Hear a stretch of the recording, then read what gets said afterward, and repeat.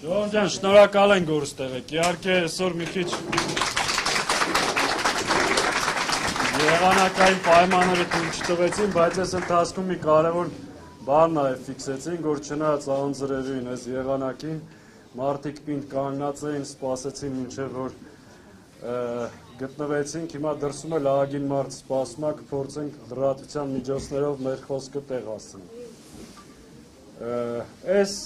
Մենք անընդհատ մի բան ենք ասում այս ժողովրդին, այս օրերին, որ իրոք սա հերթական կամ ընթացիկ ընտրությունը չի։ Սա մեր երկրի համար շատ ճակատագրական նշանակություն ունեցող ընտրություն է։ Այս ընտրությունների արդյունքից է կախված լինելու մեր պետականության հետագա գոյությունը։ Քիչ առաջ մի հատ շատ հետաքրքիր իմ համար ու դրվագ տեղ ունեցավ, որը ուզում եմ կիսվեմ։ Արցախային մեր ընկերներից մեկը նախագահին պատմեր իր խնդիրների, նաև Հայաստանում ինչ խնդիրներ ունի, ինչ դժվարություններ, մի խոսք ասեց պարոն նախագահ, որ հող կորցրած եւ հայրենիք կորցրած մարդու ճակատագիրը այտենց է դասավորվում։ Մենք այսօր պետք է հասկանանք իրավիճակի ծանրությունն ու մարտահրավերի լրջությունը։ 21 թվականին պատերազմից հետո մենք ասել ենք այս չարիքի իշխանությունը օր առաջ պետք է հեռանա։ Փորձել ենք մինչև ընտրությունները փողոցային ճանապարհով ազատվել սրանից։ Չի ստացվել, շատերը չեն հավատացել, շատերը լուրջ չեն ընկալել։ Մասնակցել են 21 թվականի ընտրություններին, մի բան ենք ասել ենք, եթե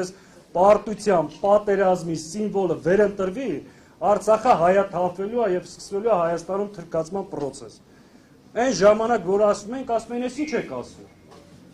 Բայց դժբախտաբար այսօր Արցախը հայաթափված է ու սկսել է լայն ծավալով Հայաստանի թրկացման process-ը։ Այս իրավիճակում մենք որևէ բանի առաջ չպետք է կանգնենք, որևէ բան չխնայենք ու ամեն ինչ անենք այս իշխանությունից ազատվելու համար։ Սրանց խոստացածը ձեզ, որ ասում են խաղաղություն, դա խյով է սկսում, բայց խաղաղություն չի դա։ Դա խաբեություն է, խայտարակություն է, խարդախություն է, բայց երբեք խաղաղություն չի։ Այս գիտակցումով պետք է գնանք այս ընտրություններին։ Հիմա այսօր սրանց պաշտպանության նախարարը քիչ առաջ նայում եմ հայտարարում է, որ Նիկոլ Փաշինյանի իշխանությունը Հայաստանի միակ իշխանությունն է, որ ավելի շատ բանակի վրա ներդրում է արել, քան մնացած բոլոր իշխանությունները միասին վերցրած։ Դուք պատկերացնում եք սրանց լկտիության ու ցինիկության աշխարհը։ Միակ իշխանությունը, որի համար հայկական բանակը ստորացվել է, կոտրվել է, ջարդվել է, այդ իրանց իշխանությունն է։ Իրանց իշխանությունը 5 միլիարդին համարժեք զենք է հանձնել Ադրբեջանին ու անամոթաբար է ասում են մենք բանակի վրա ավելի շատ ներդրում ենք արել, քան բոլոր իշխանությունները միասին վերցրած։ Իսկ սրանց ստին, կեղծիկին, լկտիությանը չափ ու սահման չկա, բայց սրանց ունեք դուք պատասխանելու հնարավորություն։ Հունիսի 7-ն է այդ հնարավորությունը։ Մյուս հնարավորությունը շատ ուշալն է։ Հունիսի 7-ն կետն է, որ պետք է այս պարտությունների, դժբախտությունների, այս ամեն ինչի շղթան կտրեք։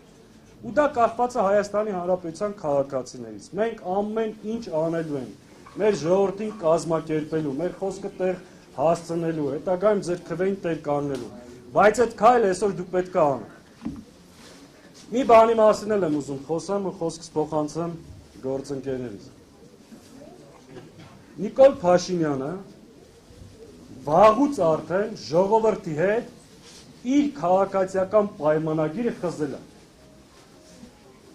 Ինքը այսօր խոստումները, եթե նայեք իր նախընտրական ծրագրին, իր խոստումները ձեզ ժողովրդին ուղղված չի։ Իր խոստումները այսօր ուղղված են Ալիևին։ Ինչ է ասում։ Ասում է, որ Հայաստանի տարածքում կան ադրբեջանական տարածքներ, կընտրվեն կվերադարձնեն։ Այդ ինչ կապ ունի ժողովուրդ հետ, Ալիևին է խոստանում։ Ասում է գալիս եմ հռչակագիրը փոխեմ, սահմանադրությունը փոխեմ։ Այդ խոստումը ձեզ ուղղված չի։ Այդ Ալիևին է խոստանում։ Ինքը վաղուց ժողովրդի հետ իր այդ պայմանագիր այս կոմենկով խզել է։ ՔՊ-ի ողջ նախընտրական ծրագիրը դա խոստում է Ալիևին եւ Ադրբեջանին։ Հետևաբար Հայաստանի Հանրապետության յուրաքանչյուր քաղաքացի պետք է իմանա, որ ինքը այդ խոստման հետ կապ չունի։ Ինքը ընդհանրապես Նիկոլ Փաշինյանին քվե տվողը գործիք է, որպեսզի ինքը իրականացնի Ալիևի առաջ իր խոստումներն ու դիրքորոշումները։ Այս է իրականությունը, որ մեր հանրությունը պետք է իմանա, գիտակցի եւ այս գիտակցմամբ գնանք այս ընտրություններին ու սրանց վերջը տանք ու միասին կարող ենք։